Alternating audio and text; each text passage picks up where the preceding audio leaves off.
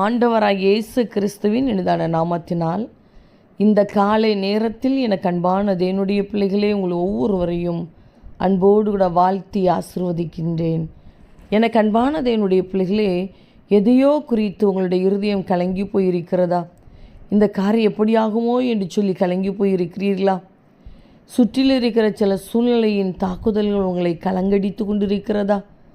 இந்த வியாதி, இந்த பலவீனத்தின் நிமித்தமாக எப்படி இது முடியுமோ என்று சொல்லி ஏதோ ஒரு கலக்கம் உங்களுடைய இருதயத்தை தாக்கி கொண்டிருக்கிறதா?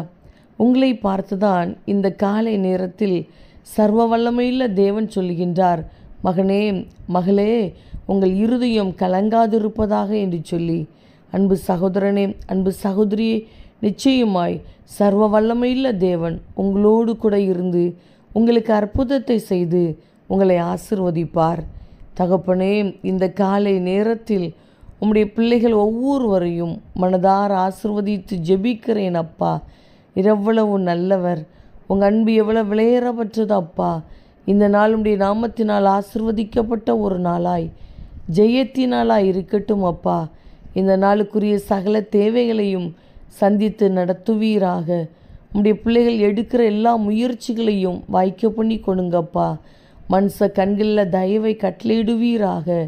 எங்கெங்கு பிரயாணப்பட்டு போனாலும் இன்றைக்கு உடைய பிள்ளைகள் செய்கிற பிரயாணங்கள் ஆசீர்வாதமாய் பாதுகாப்பாக இருக்கட்டும். சரீரத்தில் நல்ல சுகத்தை கொடுங்கப்பா. பலவீனம் மாறட்டும், வியாதி மாறட்டும். இவர்களுடைய வாழ்க்கைக்கு விரோதமாய் கிரியை செய்து போராடி கொண்டிருக்கிற சத்துருவின் கிரியைகள் செயலற்று போகட்டும் அப்பா. மனுஷிக வல்லமைகள் அழிஞ்சு போகட்டும். மனசாரமுடைய பிள்ளைகளை ஆசீர்வதித்து ஜெபிக்கிறேன். படிக்கிற பிள்ளைகளுக்கு நல்ல ஞானத்தையும் பாதுகாப்பையும் கொடுங்கப்பா. வேலை செய்கிற பிள்ளைகளை ஆசீர்வதிப்பீராக. தொழில் செய்கிற பிள்ளைகளை ஆசீர்வதிப்பீராக.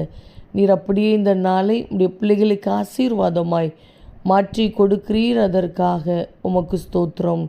இயேசு கிறிஸ்துவின் நாமத்தில் ஜெபிக்கிறோம் ஜீவனுள்ள நல்ல பிதாவே, ஆமேன் ஆமேன். அன்பு தேவ பிள்ளைகளே, உங்கள் இருதயம் கலங்காதிருப்பதாக.